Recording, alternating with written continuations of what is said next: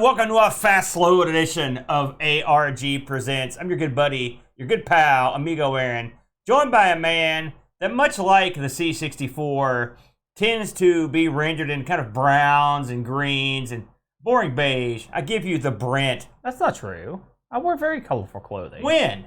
Look at what you're wearing right now. You can't pick This is the embodiment of the C64. Folks, for you listening to radio, he's got on kind of a Luke Brown greenish hat and a lame Luke Brown greenish shirt. To be fair, the hat has been beat down. I'm just saying, so is the guy. Yeah, you ain't kidding. So thanks for tuning in tonight, everybody. Very excited about this episode because last week we spun the wheel. We made the deal. It's the second time around on this deal as we're going to be doing, bam, Commodore 64 Cartridge Games. The brand Commodore 64 Cartridge Games. Yeah, sometimes when you do as many pieces as we do, sometimes we double up and we don't even know. Well, I knew it was the second time, and I said that over and over, like, oh, we're doing that one again, and you just sort of no-sold it. And so to prove it wrong, in our little opening sequence, bam, there's us on the first go-around when we did this, which we talked about Dragon's Den, and we also talked about Pathfinder. Those are two fun games. So did you find anything interesting on your path to picking what you end up choosing? Did you try anything else out? There are a lot of C64 cards. Yeah, there are. I don't know if I had found the list that I looked at this time previously. I have a feeling I picked the game I picked and just went with it last time because Dragons. You were young in the game. Oh no, Dragon's Den was a fun game. I do remember liking that one. That was a real early one too, I believe. It was a weird game. Yeah, it was a hard game. But I was like, all right, I'm gonna make sure. My number one concern was I was gonna pick a game that wasn't a cart game. Yeah. So I found an all-inclusive list, and I was scrolling down, and I was looking at different games. I probably looked at about a dozen games before I picked what I picked. Yeah. It's funny because a lot of the games I looked at, there's a lot of good C64 games on cart, for starters. And I could see how I picked Pathfinder last time because Activision had tons of cart games. Yeah.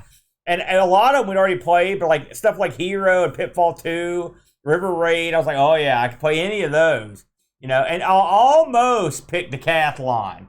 I came in eighth, so I know you're not the biggest fan of Decathlon, but I thought it was a great game when I played on the Atari 2600. And I'm not sure I ever played it on a C64. But tons of people made carts. Tons of people made basically like hardware mods that went in the cart. You know, the Fast Load, Epic's Fast Load cartridge comes to mind. Epic's had a ton of carts. You know, it's funny, the big publishers, they went for the carts early and often, and it's not like this stuff was duds. I mean, you had some good stuff on there. Well, some of it was duds. Well, I mean, some of everything's a dud. I'm surprised because carts are always expensive, right? Yeah. And your early consoles, they didn't have a choice, right? It was right. It was cartridge slot or bust.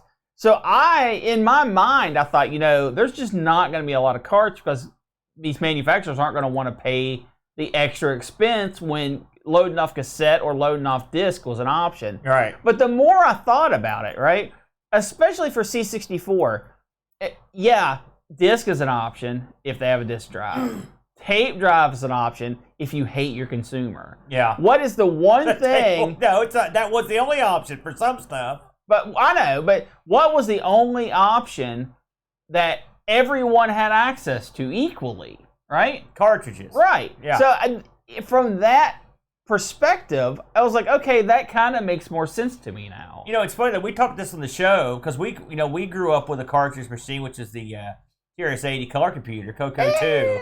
Well, no, it had a cartridge slot. Yeah, it did. As I lamented on our last show, I can't recall us owning a single cartridge aside from the cartridge that hooks into the floppy drive, which isn't a cartridge, and the cartridge that does the talking, the speech pack. That's it. We never bought a single cartridge. The funny thing is, the one machine that I think about, like, why did they get rid of this? It would have been awesome if the Amiga had some, like, expanded cartridges. I guess at that point, the ship had sailed. Well, but it would have been cool if the Amiga had a cartridge slot in. I would have loved it. And it it had a slot, but it wasn't for cartridges. No. But it would have been kind of cool to have one. I wonder it would have cut down on piracy for sure. And I don't know what the maximum. Would it have? Oh, yeah. on the Amiga. Well, I mean, I don't know. It depends on how prevalent disk drives were.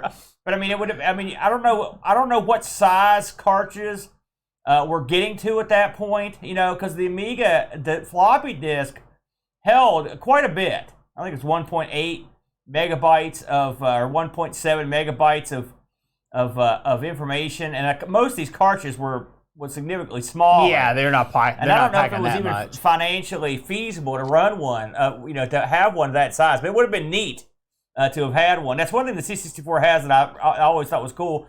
But all the old computers had them. You know, TI had it, and the C64 had it. Of course, the VIC had it. The Coco had it.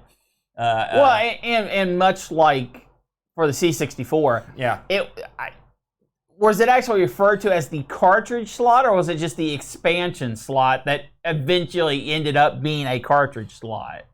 Because, I mean, just like your example you gave about us, we never used the cartridge slot for games. It was always for accessories. Yeah, pencil pops in. The Amiga was 880. I was thinking the high density floppy disk, which I was one of the few people that actually used that, I think, back in the day, that they had one. It was kind of rare. So with all that said, there were still tons of these. I almost picked, the one I came closest to picking that I ended up not picking was Park Patrol.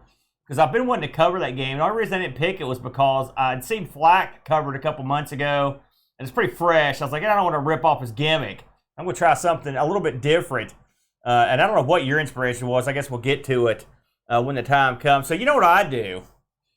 You know what I like to do in situations like this, Brent? I like to look through a huge list and look for the thing with the coolest sounding name. Do you even look at pictures beforehand? Heck no. Pictures are for suckers. Well, no. Surely, after you find a cool sounding title, you at least do a little bit of research before you put your money down. Sometimes I do that, but not every time. That's for sure.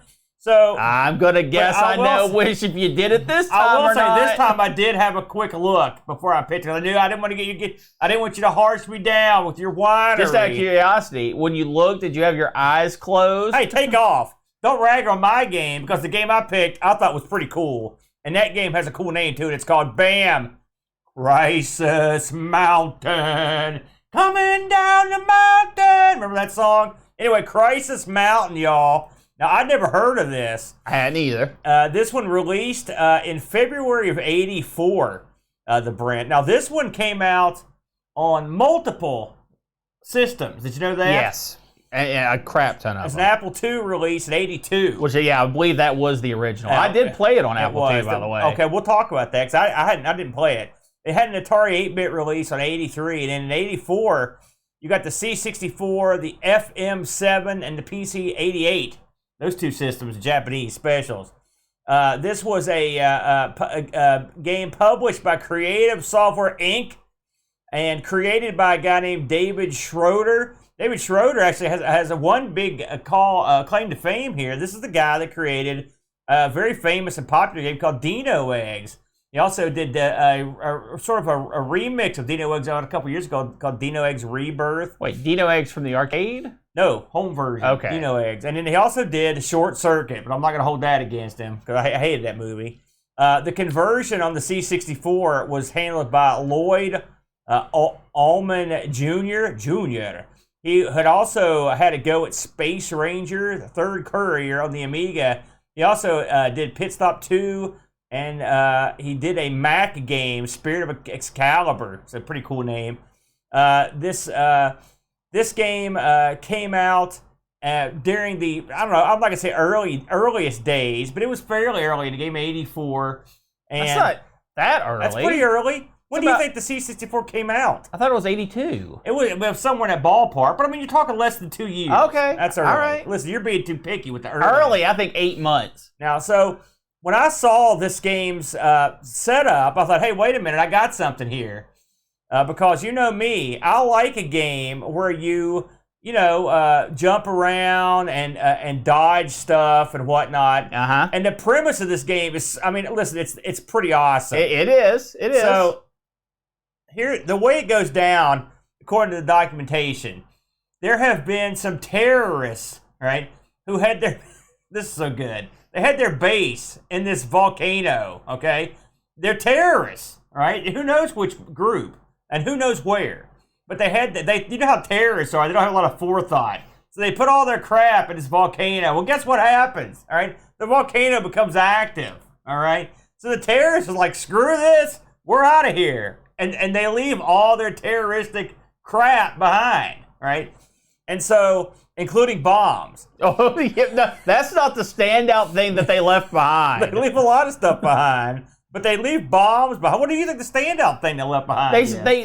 They left behind novas. They did leave. Well, I mean, I wasn't sure on exactly what those were. I'm assuming they're some sort of mega bomb or something, but they're not good.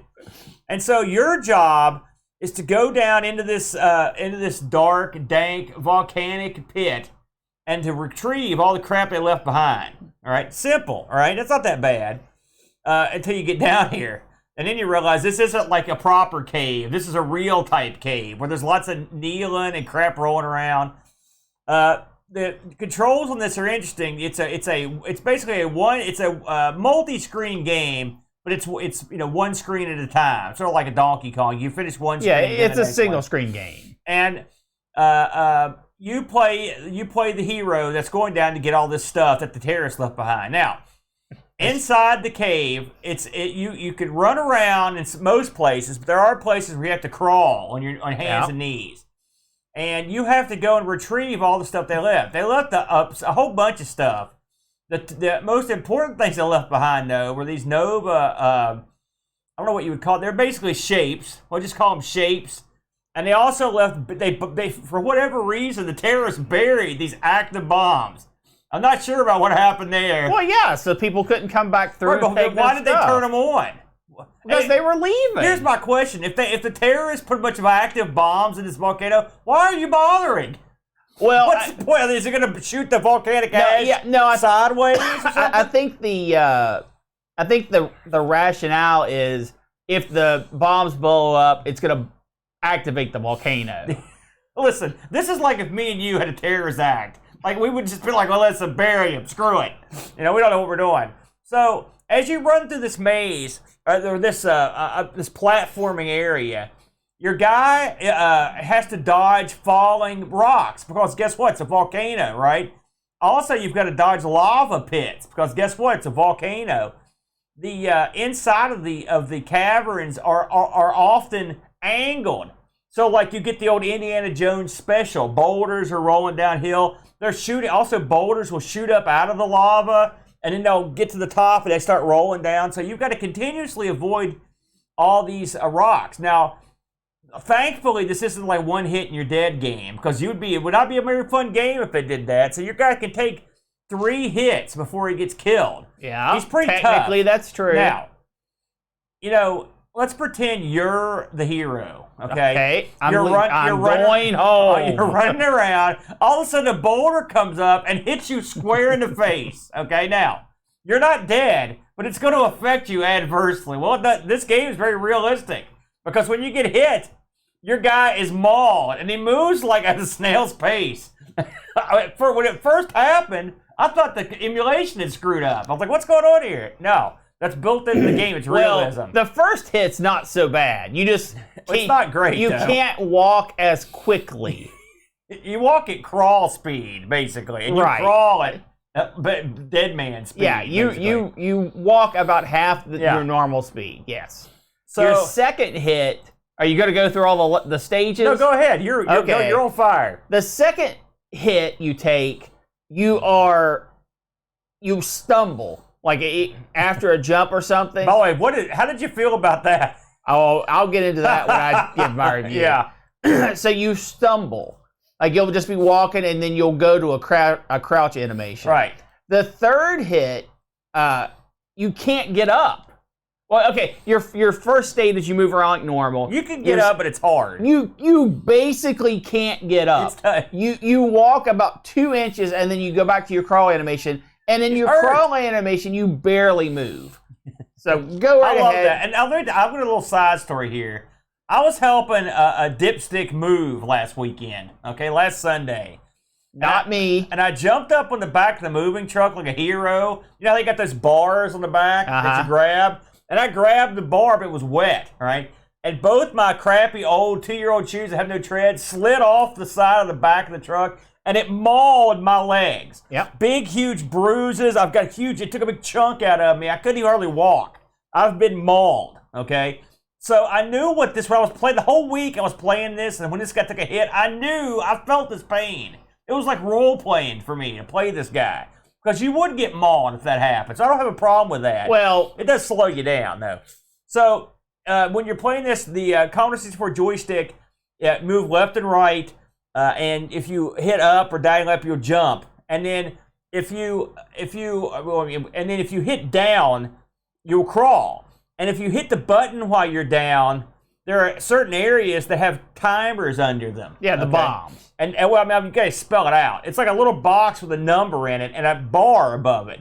And you have to crawl over that, and you have to pull down when your guy's in crawl position, and then start hitting the button real quick, and he'll start digging into the dirt to try to find that bomb. And then eventually he'll get to it and he'll disarm the bomb. Now, there's a shovel you can pick up that makes this exponentially quicker. 4 times. 4 times quicker. The quicker. problem is, the shovel, whenever you get hit, no matter which hit it is, the shovel flies across the entire cavern system somehow. Through walls, doesn't matter. Because, my God, that was irritating. And you're trying to, so once I lost the shovel, I was like, I'm done with the shovel. That was it for that. Eventually, when you've disarmed all the bombs and you've picked up all the pickups, it will move you to the bonus round, okay? The bonus round is all you're doing is going around and picking up the little Nova things, or whatever those things are called. Yeah, the equipment equipment that you haven't already picked up. And it will stuff appears, and you can go in that as long as you don't get killed.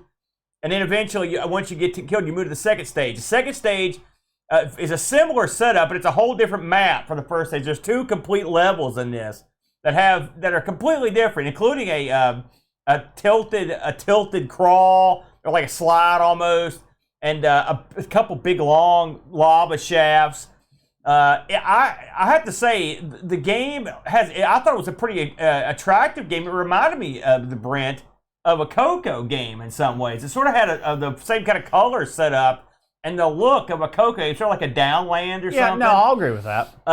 Hey, I'm okay with that. I mean, amongst the hierarchy of C64 games, is this the best looking game? No. Oh, God, no. I would say this is somewhere maybe even slightly below average. But I thought for what you're doing, I think it's okay. Your guy's well animated. He jogs along with little arms. He skips along. Yeah. He looks like he's just out for a stroll. That's right.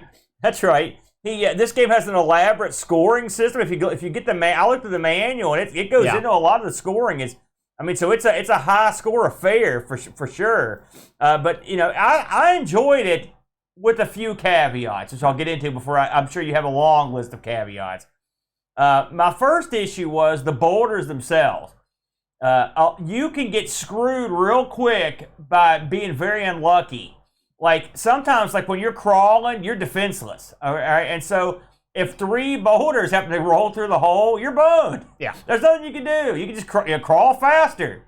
So that can be bad. Also, boulders just randomly shoot up, And so, if you're in the air, you can just get nailed. And then you get boned there.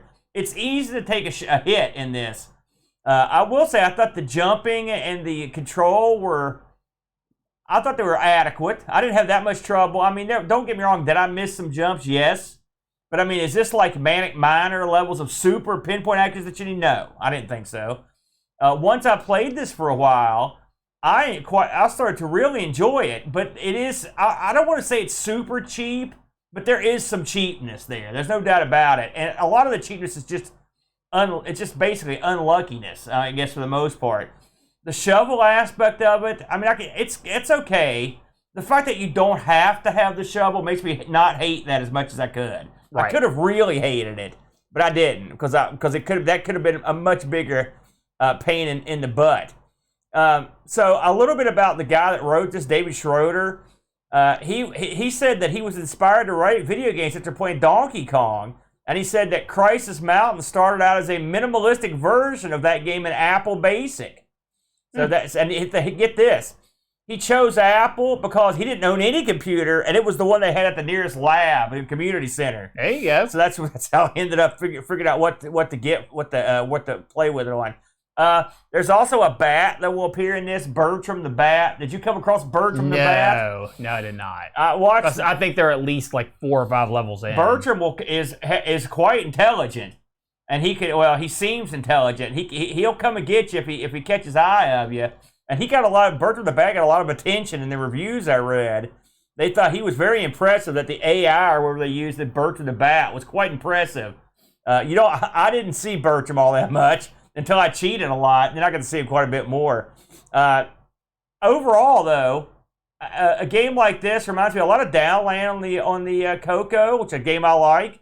And I like this game. It's not perfect. I think he's a little too punishing when you take a shot. But, I mean, it is interesting. It's an interesting game mechanic to make your guy suffer when he gets hit, which I like. I like the idea of the time bombs, the digging. I like the fact that you have to go back and forth through the level. He gives you reasons to do that, which I like. I mean, sometimes it can be frustrating to have to go all the way back up. I wish the game ran a little bit faster, but because it's not what I would call lightning fast. But overall, and it's worse on Apple. I thought it was. I can imagine. What did you think of this one, the Brent? This game, conceptually, is magnificent. Yeah. The execution, however, is one of the worst executions of a incredibly awesome idea I've ever seen. Come on, the worst? Yeah, and here's why. You can tell this is that dude's probably first game. And the reason why you can tell that is level design, first of all, is incredibly bad. Really? I thought it was very clever. No, it's not. No, the layout's not the problem. It's your enemies. You can literally start this game up and be dead in 4 seconds. Well, but that's not going to happen a lot. Yes, it does.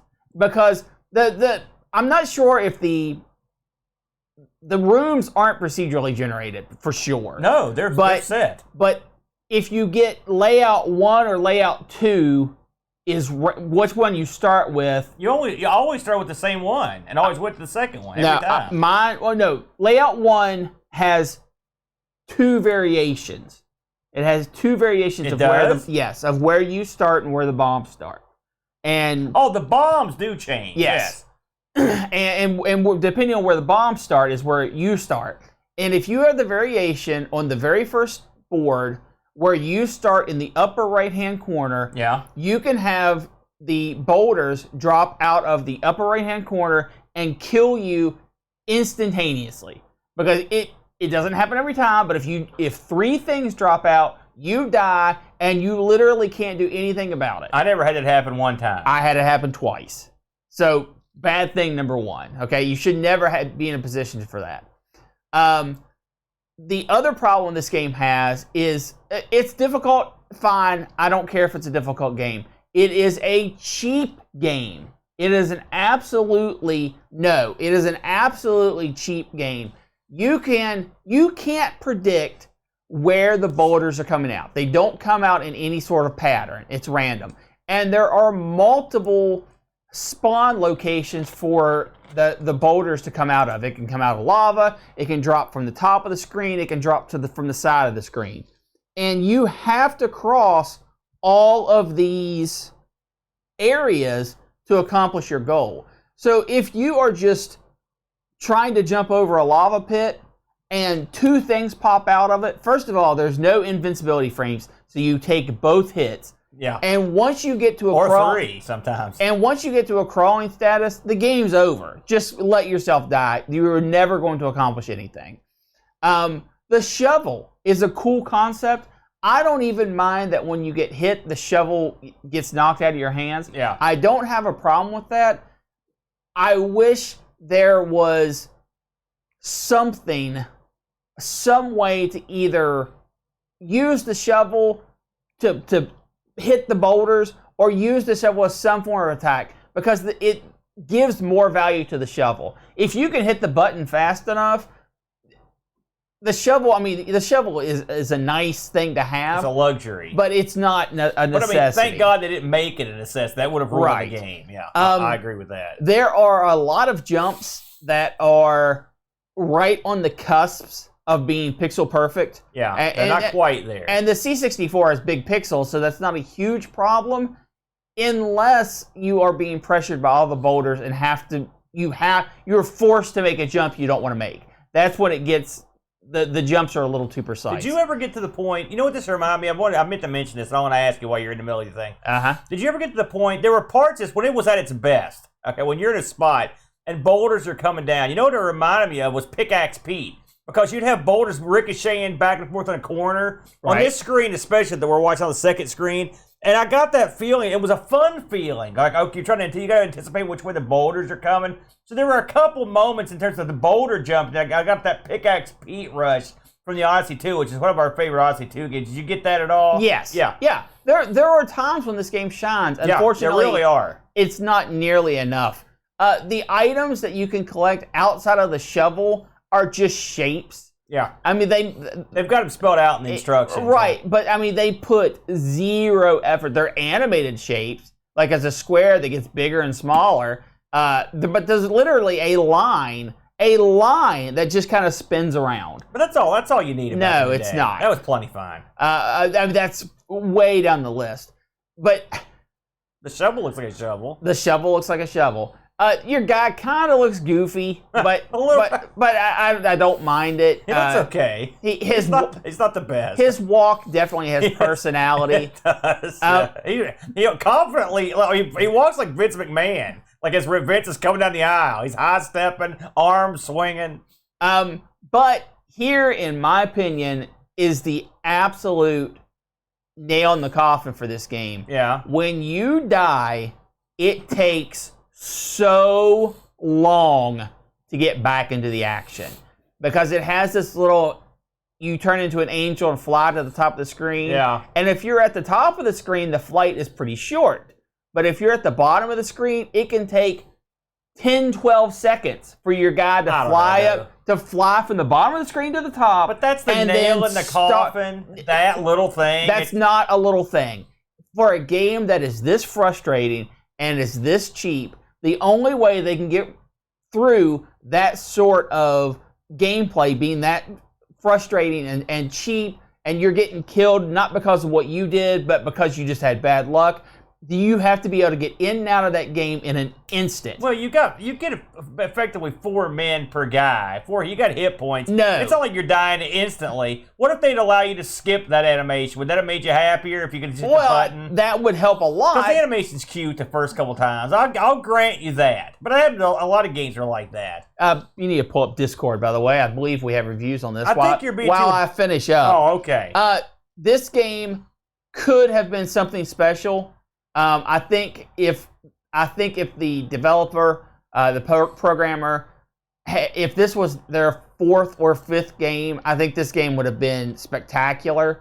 Unfortunately, I just don't think that he had the chops, that he was ready to do a game that was this complicated. Because the game is not complicated, but the themes behind the game are complicated, which is good. It just, I don't know, man. I don't know. I'm going to really disagree with you. I'll be honest with you. I don't agree with you. Okay. I think, number one, you're being way too nitpicky on the shapes, also the crap. Secondly, I'll get to them. Well, I mean, we've got to read the Discord report. I'm not ready for that yet. And I'm not see what they say. I'm not done. You also had left your out time some to stuff. talk. Hey, I get all the time because it's Go ahead. So you also didn't mention the fact that when the boulders run through, they literally wrap around the screen. The screen wraps around the tunnels and stuff. It's a neat effect to have you come in one side and out the other. I like that. And the boulders follow suit through the tunnels. I think the flow of the boulders, I think you're not giving this guy enough credit on the level design. I thought it was real clever the way they popped up like that and they roll. And you can watch them roll through the level, and they roll like you would expect boulders to roll for the most part through the level. But it's just a sprite following the same path every time. No, they don't follow the same path. They come off, they do different stuff. They have dedicated paths. It's not like I don't agree with that either. It's not like the game is dynamically choosing which way the boulders go. I think it's just like Pickaxe Pete. I think they just fly out, and that's the way it goes down. I found some reviews, just a couple people that looked at this from back in the day. The people at Compute were into the game. They really liked the bat, and they said that it was also a visual success and a superior programming achievement, which is nice. I agree with that. I think it's a real good effort. What that was publication was Compute magazine. We did get a review on from Discord, which is Pajako writes in. As an early C64 game, this isn't bad. There's a lot to like about it, but sadly, for me at least, a lot is left to chance when avoiding the enemies, and it's too easy to take unavoidable damage to make it feel fair. Sometimes simply just jumping over a lava pit and being caught mid-flight by a rock, or even jumping over a rock to land on another enemy with no control. And then, when you lose a life with little time left to get to that last bomb, there's no point in trying because you cannot get to it in time. That's true. What I liked about it was the puzzle element of figuring out your route as your game is different each time. And with practice, you can get better. But I like to feel I failed because I messed up and not because the game screwed me, which is unfortunately what Crisis Mountain does. Ultimately, this game has the seeds of something great, but isn't quite there yet. 5 out of 10. I 100% agree with everything that he just said. I mean, he said the same stuff we both said. One thing we should mention, by the way, that I also liked about this is when you go through the caverns, assuming the cave doesn't blow up because of the bombs, all the stuff you've picked up stays gone, which is nice. So you don't have to go back and fetch it twice. So there are some advanced elements to this game that I absolutely are. Yeah. I think you're being way too hard on it. I just didn't have fun with it, man. You're too tough. Lemon64 also give this a 4.1 out of 10, which is a real low score. I don't know what the people at Lemon were smoking. I think you don't give it that low a score. I think a 5 is fair. I think this is a solid 7 in my opinion. No. I did look this up on YouTube, on eBay. I looked it up on YouTube and eBay, ironically. You can get this thing for $42, your best offer out of Germany. I saw one for $60, your best offer, and I saw one for $24 with the just a cart. So there you go. No chance. That is those aren't horrible prices because this is such a good game. I think you need to pay more. I guess that's where I'm going. Oh, listen. Tough guy walking all over me in my review. Prepare for a rebuttal, but let's see what you brought to the table. It's so freaking grandiose. Diamond Mine. Diamond Mine. Not Diamond Miner. Diamond Miner sucks. Diamond Mine. Yeah. Aaron, what can you say about this game besides it's awesome? Well, released. Now you have up there released in 1983. That's what I had, yeah. Released in 1984. Okay, well, December of 83. It's what I got written there. What do you want? Developer IDSI. Yeah. What's that stand for? I don't know. Trying to do research on them was absolutely impossible. Yeah. Their publisher did tons of stuff, right? But for them as a developer, I could find almost nothing out about them. And part of it is because you're using a common thing, Diamond Mine, as your... Didn't you do a mining game last week, ironically? Why'd you just put your arm around me? Just love. Mostly love. If you remember, let me go into why I picked this game. I went through a crap ton of games this week. About a dozen games before I chose Diamond Mine. In fact, the funny thing is, I looked at Crisis Mountain before actually picking this one. It's got that allure. It does. Yeah. Because from the screenshots, it looks incredibly awesome. It is great. This game, Aaron, when I first booted it up, my absolute first thought was, this is just going to be Boulder Dash, right? Yeah. Because it's Diamond Mine, perfect kind of spin-off clone. I was expecting Boulder Dash. It's funny because I played a stream of Amiga games a couple weeks ago, and I believe one we played was called like Diamond Mine, and it was a clone of Boulder Dash. Yes. So I skipped over this game 4 or 5 times in the list. And another thing that hurt it was I looked at Diamond Miner, and I was like, man, this is crap. Yeah. So I just so much irony there. I just came back around. I was like, all right, Diamond Mine, let me see what this is. And I was like, oh, well, this isn't Boulder Dash at all. Oh. And I was like, okay, plus my time was running out. I've had a ton of stuff going on this week. Huh. And I was like, Emerald Mine, sorry. huh? That's what the game I put on the Amiga, Emerald Mine. My mouth's closed. So I was like, you know what? Time to give this a go. So I made my thing official, and I was stunned at how incredible this game is. This is a single screen per level game, and you control a subterranean mining vehicle, an SMV, and your goal, your task, is to go into this old mine system and collect the diamonds that are in it. Unprocessed at the beginning diamonds, because these are special diamonds. So you have that in mind. You take off in your SMV, and you find a maze-like environment. That's a mine for you. That is filled in with dirt. And as you're pushing through the dirt, your vehicle goes slower. But once you push the dirt away, it's gone forever, right? So I was like, oh, that's, it's very dig dug of It's them. very dig duggy, yeah. So I was like, I wonder how they're gonna have this play out, right? Yeah. And then I had the first enemy come at me. And there's two in the maze. At any given time, you can have two enemies. Well, you have the ability to shoot from your subterranean mining vehicle. If there's no dirt. If there's no dirt. Yeah, people don't pick up on that immediately, right, I'm sure. Which that is so nifty. So I was like, okay, that's very cool. But I thought, man, these enemies are nothing. You just shoot them, they die, they respawn again. Why? How is this ever going to be a problem? Well, if you kill enough enemies, and it has the number you have to kill, it's different per stage, I believe. If you kill enough enemies, those loser enemies stop spawning, and like the boss enemy that can't be killed comes out, and he will absolutely wreck you because it's a maze with a lot of dead ends on some stages. So you have to only shoot the bad guys when it makes sense to shoot the bad guys. So you run around, you collect all these diamonds, and the diamonds don't just go in your inventory. These are big hunks of diamond. So they actually trail behind your vehicle. And the cool thing about that is, two cool things. Cool thing number one, you have to process the diamonds before you leave the stage, which is in a special room. And when you go into that special room, all your diamonds that you've got trailing behind you get processed, and now you can actually exit the stage with them. And you can take your processed diamonds to the beginning of the stage and bank them, basically. You don't have to do all the what stage in one go. So you've got that aspect of it.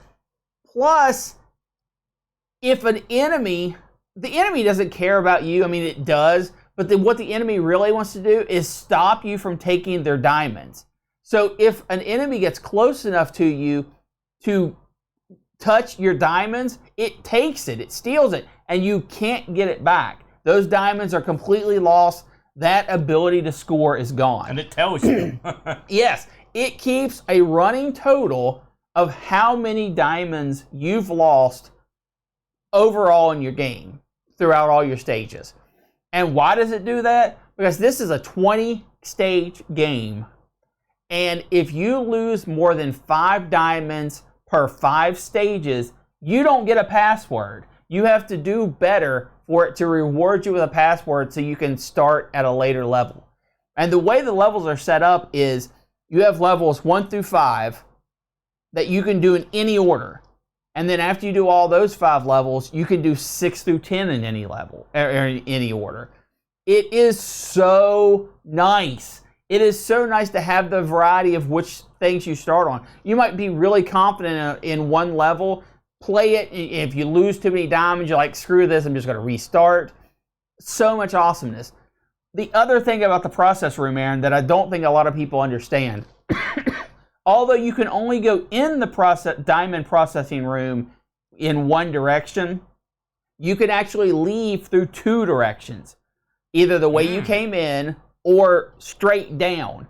If you leave through the bottom of the processing area, which I didn't do, it keeps your diamonds in the processing area. Yeah. So you can just go out, get a few more, process those, go out, get a few more, process those, and then take the whole chain at one time to the end. Oh. There's so much strategy and so much to think about in this game that you don't notice when you first start playing.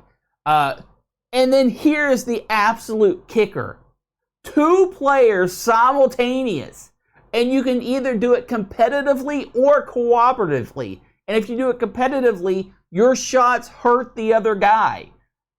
Brilliant. This literally has every concept, every morsel of gaming pushed to extreme levels, and it nails it in literally every beat, except the sound is horrible. It is absolute garbage. Yeah. Put in some headphones and listen to some music because the sound in this is really bad. On one of the versions of this I played, the cracks music was pretty good. I like that. I wish I could play that to the whole thing. How do you have bad sound? I guess I don't know. Back in the old days, maybe they hadn't quite tapped into the SID yet. I was astounded by how bad the sound was. But this is neither one of these games that what I would call brilliant sound. No, your game's sound was pretty bad too, but everything else was too. No, it wasn't. So this game, Aaron, is a true high score game.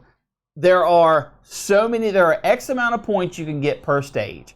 You can really, really point press if you eat all the dirt. There is no time limit, but you're not eating it. Well, but don't say it like that. You shovel You're just the dirt. getting rid of it.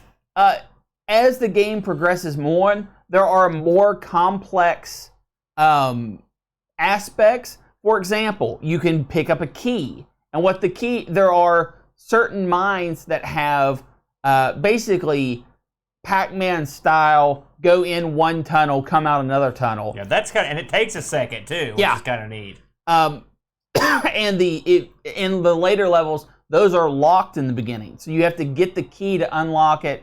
And those usually end up going to special parts of the dungeon that you can't get to without the key. The controls on this game are grid, which if you don't realize that, you're going to have a bad time. And what I mean by that is if you are in between your grid spaces and you hit up and you're like, oh crap, I really want to go down, as soon as you get past the point of where the next intersection of the grid is, you go. So it takes a little bit to get used to. This would be a great game for a 4-directional stick. Absolutely. Like arcade. Absolutely.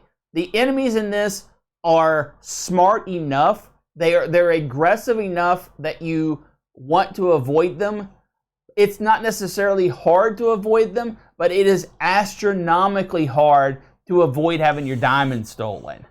And it's so frustrating when you get your diamonds stolen because you don't have to have all the diamonds to finish the stage. In fact, you can leave the stage and it be considered quote unquote complete if you do no diamonds. But it's a high score game, so the more diamonds, the higher score. This is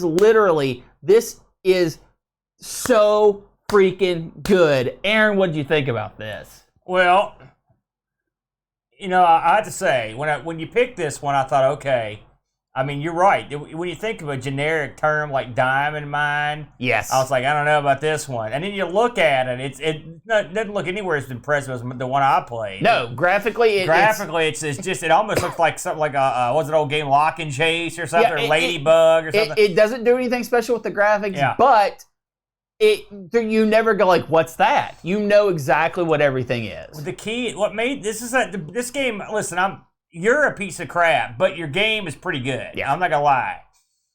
This is a game that's quite clever. They did a lot of things that were clever, and they piled them into one game. Yes. The dirt and the shooting was clever. I don't know if you mentioned the areas that you have to dig all the way around to get into. Yeah. But so there are areas that you can't just walk into. You've got to dig them out, basically. Yes. Which is clever. The tunnel systems are very clever, where you go in and come out, but it's not like Pac-Man. You could go into one that's in the middle of the screen, come out in the middle of the other part of the screen. Yeah. Which is cool. Yeah, it's not just a wrapper. Dragging the diamonds behind you as the monsters come up on you is a very cunning idea. I mean, I'd say it's very clever. And as I watched the two players against this, I thought to myself, this would be an awesome two-player game. This might be something to pull up at Boat Fest. By the way, if you're watching the stream, what Aaron has going here is the task. You aren't this good. Yeah. This is a tool-assisted speed run of the game. Yeah. So don't look at this and go, man, this game's so easy. It ain't that easy. No, it's not. No, it's not. But I mean, it's not super-duper frustrating where you can't get anywhere. It's so frustrating when you lose your diamonds, though. Though that is, yeah. And like I said, the fact that the game keeps track of your failures, like I need that in my life. Something to tell me everything I screwed up. And so you know all the money you left on the table as you drive around in your car. And punishes you for it. You can get extra cars. Like Brent said, the enemies improve at a certain point. The mazes are pretty varied. I didn't get to see a ton of them. Yeah. I saw enough. Well, there's 20 of them, and about 16 of them are really good. Yeah. I didn't play them all, but I've visually seen them all. They fall into the one trap of, let's just do a big spiral on one of the stages, and that kind of crap's garbage. But for the most part, they're really good. I was real surprised to get to that refine. I only got to the area where you could refine your stuff once, and I was like, what is that? How is that possible? I wasn't very good at the game, is how. I was horrible at it. Wow. But I will say, I did get better. Trust me, this game's not easy. It was tough. I thought it was difficult at first. I didn't have problems dying. I just had problems getting out with all my diamonds. Well, I had trouble dying because I didn't want to lose my diamond. And I will say, that's part of the fun of the game. It letting you know where you failed, that's tough, man, because you don't want to fail. It's like, man, because every time you see that diamonds lost number go up, you're like, well, I'm not getting that back. It's funny. I mean, you can look at this and think about 20 different things. Oh, it's a Pac-Man clone, or oh, it's a Dig Dug clone, or oh, it's a Locket. It's a clone nothing. Yeah. Pretty much. I mean, it's graphical. This is your classic old school game. That's great. I've never seen another game done like this before or since. And it's one of those, for me, no pun intended, but this is yet another of the hidden gem variety of game. Yes. You could play this with one player and have a good time, and two players competitive would be probably quite a hoot. Oh my god! I would like to try it sometime because I think cooperative would be awesome. Did you notice if this got released? Did you mention if this got any other releases? This did also get released on the Atari 800. Oh, the 8-bits got it? That's right. But it looks horrible. Oh, really? Looks How much horrible. worse can it look? It's like monocolor almost. I did notice, and I actually put it up if you're watching the stream, this had a yellow cart, which I thought was kind of neat. That's kind of cool. And it had a cool box, too. So it had everything going for it. This is one of those classic games where they make the box look triple awesome. Yeah. Because they know when you see the graphics, you're going to be underwhelmed. Yeah. The fact that you could pick the level you go to is neat. You could leave the level. I mean, you can't go back is the problem. So if you can drive right out, but then you just screwed yourself. But still, it lets you if you want to. Well, and you can go back and forth multiple times as long as you refine at least one diamond each time. So you can bank your diamonds. That's cool. That's awesome. There is strategy for a maze game, because this is a maze game. Yeah. I will fully admit that. But this really took I'm a maze game to incredible heights because it did so many unique things so well. And while this game is frustrating and it is hard, you feel like you're getting better because it's not just you dying over and over, unless you're Aaron. And yes, that's somewhat frustrating, but you're losing your diamonds, which doesn't end your game. It just makes you not win as much, which is incredibly frustrating, and it's so well done. That aspect of gameplay is so well done, and you feel yourself getting better. Yeah. I kept getting more and more diamonds. I kept being less risky. I would go pick up 3 or 4 diamonds, bank them, right? And then I would drive out. I would typically, when I tried to go to the exit, you try to do all at one time. That I am guilty of. But there are just so many good aspects of this game. it's exactly like your game, but it's with concepts and design that works. I preferred my game, You're insane. But that's just me. I like that sort of game. But this game, I will say, was a lot of fun and would probably shine with 2 players as well. Yes. We did get a Discord look at this, Brent. Again from Pajako. He writes, Diamond Mine is quite a tough game from the off, and one that gives you a little chance to settle in before it's over. You like gold diggers on a lotto winner. It's cute. I only realized a couple of games in that you could actually shoot the enemies, which helps a lot. Although it isn't foolproof. Kill too many, then some real bad enemies come after you. I like that you had the diamond stash areas. It is all too easy to lose diamonds when you drag a long chain of them. But I really didn't get why I had to take them there first before exiting the level. It would have been nice to have the option to just get out with the diamonds if you choose to. My only complaint really is they refused to give me a password for completing the first 5 levels because I'd lost too many diamonds. Yes. Harsh. The one, so awesome. This one could easily have been an arcade game and one that took my coins easily. A good one to check out for some good old C64 gaming, 8 out of 10. I will say something else that this does that I enjoy. Same thing Mr. Do did, is occasionally you'll get up into a level and they'll put a little message in the maze. Yeah. Like Get Out was one I noticed. Easy was one. Yeah. So I always enjoy their creative whackery. I actually don't like that. Come on, just because you hate fun and joy. We've established that. Yeah, I think that's cheap level design. Oh, it's fun. But for a game like this, you can get away with it. Yeah, that's right. Did you look this up on the eBay or anything? I did not. I just simply ran out of time. There you go. I was too busy playing the game. That tells you how good it is. There you go. So let me ask you here as we close up. Now listen, I know you were sort of a harsh jerk about my game, and I think we could recommend both games this week for some fun. I would definitely want to try yours with multiplayer, and I think there's also some fun to be had with Crisis Mountain if you will allow it to entertain and delight and look over some of its more tiny foibles. Well, Aaron, do you know an experience where you don't get those tiny foibles? It ain't this show, that's for sure. No, but it is Retro Rewind. Oh, man. And let me tell you something, Aaron. If you need solid help with your C64 so you can play some of these awesome games, let's say it's sitting in a closet, it blew caps 10 years ago, you don't know what you're doing. Yeah. You can send it to Retro Rewind, send it up to our good buddy Frank, and he's going to fix that for you, get it back to you post-haste, and he's not going to make you mine the diamonds just to pay for it. No, absolutely not. And I want to say something as we enter the Christmas season. What better time than now to buy your loved ones? You know, the ladies, they used to like diamonds, diamond ring, gold. That's for suckers. You know what the ladies want now? They want a CDT cap kit. They want that thing bought for Frank. They want a diagnostic cartridge for their Coco, right? They want an A600 accelerator board. Okay, they don't want that, but you do. And so what you do is you tell your old woman, listen, don't give me another pair of socks or some suspenders, that kind of crap. Here's what I want. Give her the web address. That's retrorewind.ca. Point her right to what you want and say, here you go, baby. Make me a jolly fellow on Christmas Day with a goodie that I purchased at retrorewind.ca for a good buddy Frank up near the North Pole in Canada. Brent. That's it. Now, with all that said, it's wheel time. What's new on the table this week, my friend? Our Retro Rewind, Aaron. Yeah. I'm a bit manipulative when it comes to the Retro Rewind square. All right, why is that? I shoved the old Dick Smith wizard right back in there. Oh man, you're lazing out on these pieces. No. That's the Retro Rewind. The new piece is the ZenMax Daewoo PC, which I'm sorry, the Daewoo CPC. I don't know what that is. I don't either. Let's spin the wheel. Oh man, anything but that Daewoo thing. We don't want that. I can't handle that.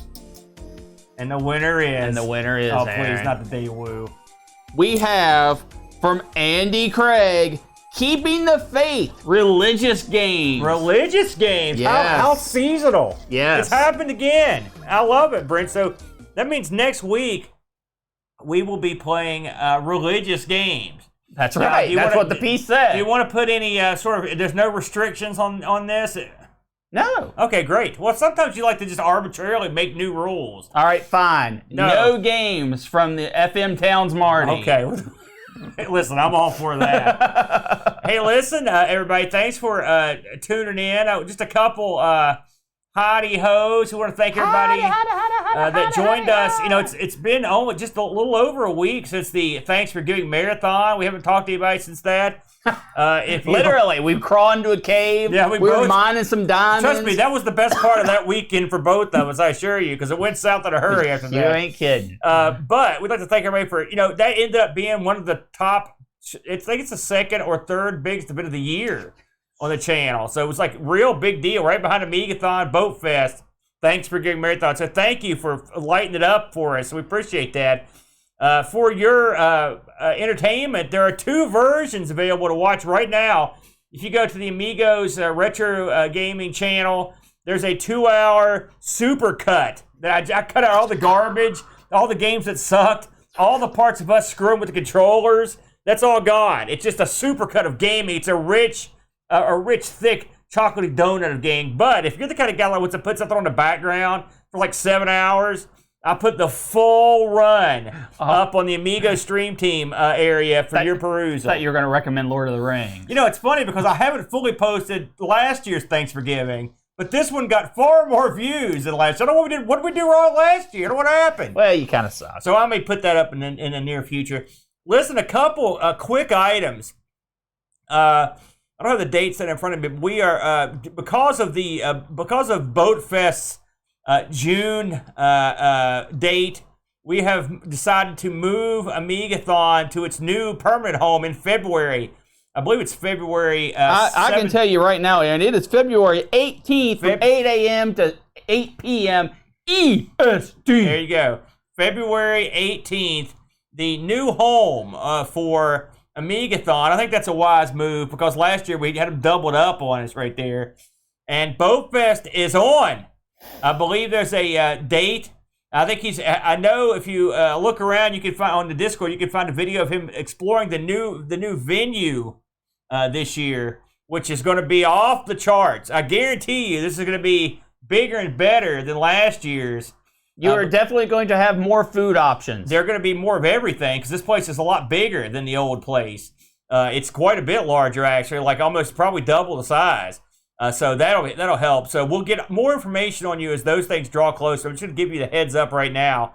And so those things will be happening. And if you're listening and you're dying for that information, but you're not a member of our Discord party, our Discord channel, our Discord all night long, you really hung yourself out there, didn't you?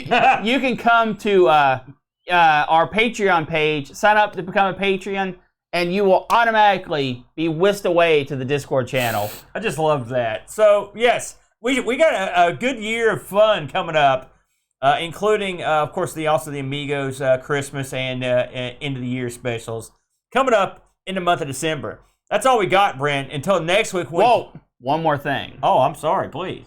If you are a super fan of ARG Presents, you can go to our Patreon page. Patreon.com/ARG Presents. We've got a Patreon page? Yeah. I didn't know that. Well, there you go. Well, who do you think all these people we thank at the end of the show I thought they are? were through the other thing. I didn't know. Anchor. I didn't know. Listen, I don't know nothing about no money. That's why you and Bo take care of that crap. I don't know nothing. There you go. There you go. A little plug there from Patreon. We will leave you with the silky smooth tones of our good buddy Barkbit. Put together all our themes for us. We don't thank Barkbit and the Dunk enough. We thank them every show. I'm thanking them right now, verbally. The Dunk, good, the Duncan Styles. We got the same guy that does This Week in Retro, Brent, which I appeared on last week, by the way. I don't know if you noticed that. By the way, we got a shout out on there because they covered a game that we'd mentioned. So there you go. Getting shout outs everywhere. We'll see you next week, everybody. Until then, have a good day and stay out of those mines, brother. Thanks for joining us today. We really hope you enjoyed the show. A special thank you to Duncan Styles for our vector style graphics and Barkbit for our amazing music. If you'd like to help keep ARG spinning, you can do so at patreon.com/ARG Presents. Just like these fine folks. Drarlet 17, Laron Garut, Templar Mar, Z9K9, Jerry Dennington, John Dykeman, Retroalgy, Air Shack, Texas Foosballer, Sundown, O-Wrong, Super Tech Boy, David Terrence, Mr. B, Roushie, Graham, W. Vetke, Dave Velociraptor, Bernhardt Lucas, Steve Rasmussen, Anthony Jarvis, Bitterblitter, Pajako 6502, Kevin Bean, Andy Jones, Andy Craig, Rob Black O'Hara, Jason Warnes, Mitsuyama, Chris Foles, Frodo Edel, The Slow, Richard Smith, Terry Howard, Full of Hope, and Rolo. They all have access to our Discord channel, their name called out in the credits, and visualized in the ending scene. Have an idea for a wheel piece?